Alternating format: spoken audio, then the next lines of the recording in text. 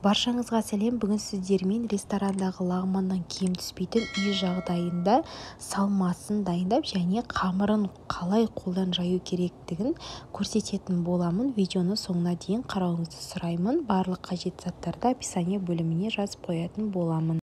Бізде ең басты роль атқаратын қамыр, яғни қамырын қазір дайындайтын боламыз.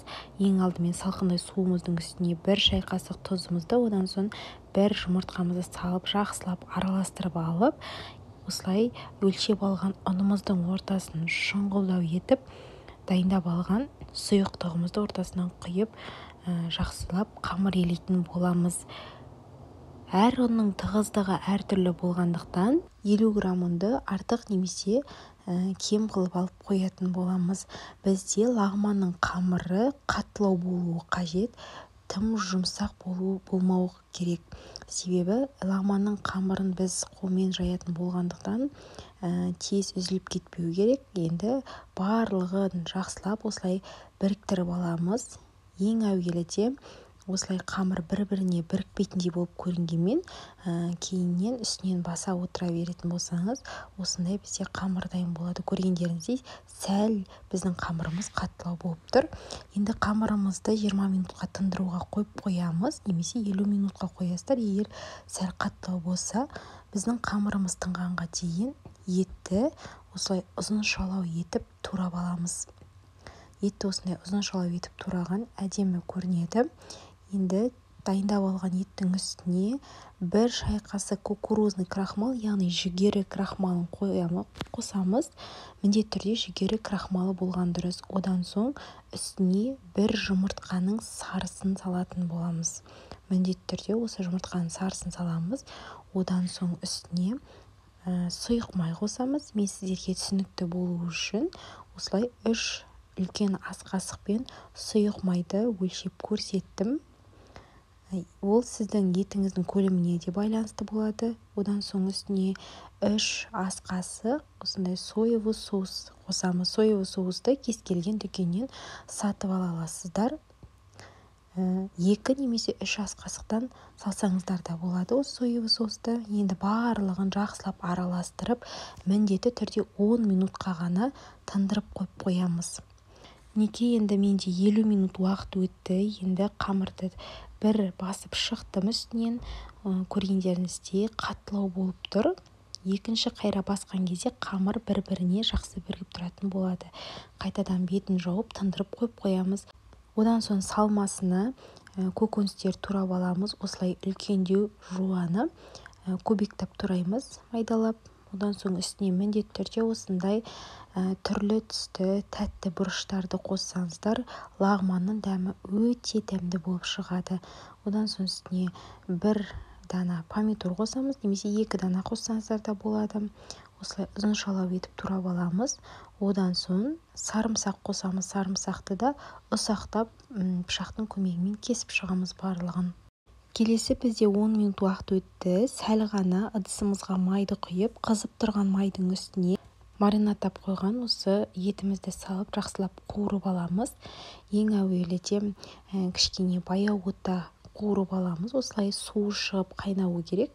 Арасында бірлет араластырып аламыз. Одан соң осылай сәл суы азайған уақытта үстіне жуа сәбізді қосып араластырамыз. Сәбізді қоссаңыздар да, қоспасаңыздар да болады. Мен жарты дана сәбізді қосып салдым. Бетін жауып қоямыз.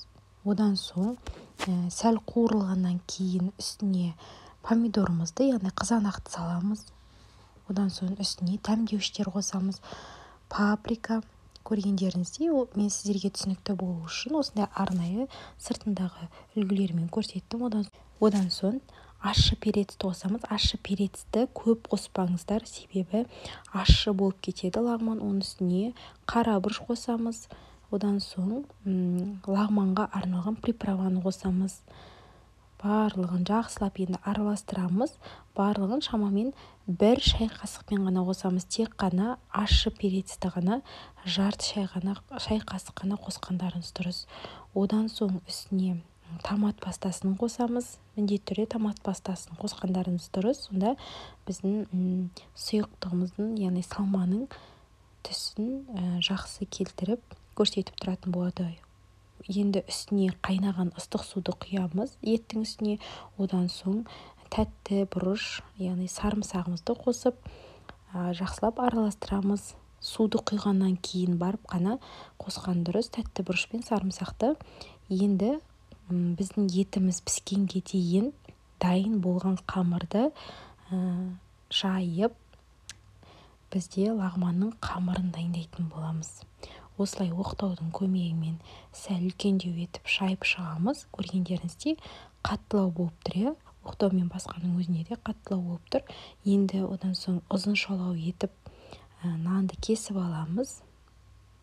Ұзыншалап кесіп алған нанды осылай қолымыздың көмегімен бұрап шығатын боламыз. Дастарханға осылай бұрап шығамыз. Одан соң бұрап алған қамырды тым жұқа қылмай, осылай сәл қалыңдау етіп бұраймыз. Одан соң ыдысымыздың үстіне май жағып, мен әр жерді бұлғамай, осылай ыдыстың үстіне қамырды майлап шықтым. Сіздер де осылай жасасаңыздар болады. Сонда әр жер май болмай, тек қана тарелкамыздың үсті майланып тұрады. Енді осы қамырды дөңгелекше етіп орап шығамыз. Тарелканың үстіне осылай орап қоясыздар. Мінекей осылай барлығын бірінен соң бірін орап, дайын болған қамырды 20 минутқа бетін салафанмен жауып қойып қоямыз. Тынуы керек біздің қамыр. Енді осы тынған қамырымызды ұсақтап, енді лағманның қамырын жаятын боламыз. Көргендеріңіздей бір қолымызбен айналдыра отырып, қамырдың тестасын жаямыз. Ақырын ғана қолдың күшімен қатты баспай, бұрап отырсаңыздар, өзі ақырын ғана созылып қалыпқа келеді. Тым қатты қалың қылмаңыздар, себебі қалың болып кетсе, піскен кезде ол көтеріліп, бізде қалың теста болып кетеді. Осылай тым жұқа қылып жасаған дұрыс. Енді осылай созылған қамырымыздың үстіне тағы да кішкене көп май құймай басып шығамыз. Дәл осылай барлығын қолымызбен бұрап шығамыз. Сіздерге түсінікті болу үшін тағы да көрсетемін. Мұқият қарап алыңыздар.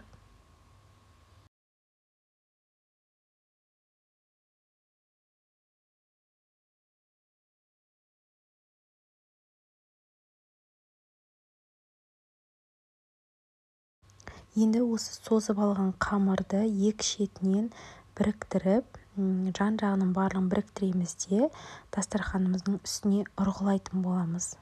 Ең алдымен бір-біріне шимайланбайтындай қылып қолға ыңғайластырып аламыз. Біреуі үлкен, біреуі кішкентай болып қалмауы қажет. Барлығы бір размерде болған дұрыс. Осылай қатты күшпен жұлмай дастарханға ұрғылаймыз. Егер де қалың болып кеткен жер болса, дастарханға ұрып жіберсеңіздер, өзі жұқаратын болады.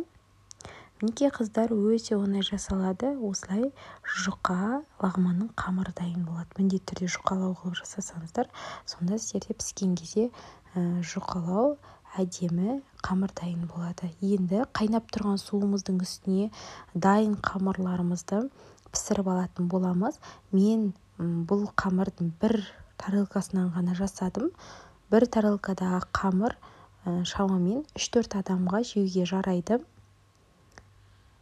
Арасында осылай шанышқының көмегімен араластырып тұрамыз.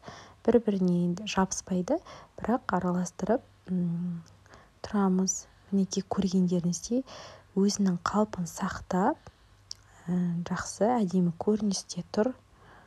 Дәл осылай барлығын салып шығамыз. Қайнаған кезде арасында осылай араластырып қоямыз. Суын молдау құйып, осылай араластырамыз. Енді осы піскен лағманның қамырын салқын сумен міндетті түрде шайып алатын боламыз. Егер де сіздер шаймай бірден салатын болсаңыздар, онда қамыр бір-біріне жабысып, көрінісі әдемі болмай қалады. Сондықтан міндетті түрде қамырды жуғандарыңыз дұрыс салқын сумен. Мінекей осымен біздің қамырымыз дайын болды. Енді тарелкаға салып, салмамызды салып, дастарханға ұсына берсеңіздер болады. Мінекей біздің салмамыз да өте әдемі болып, дәмді болып шықты. мінекей осымен біздің лағманымыз дайын болды.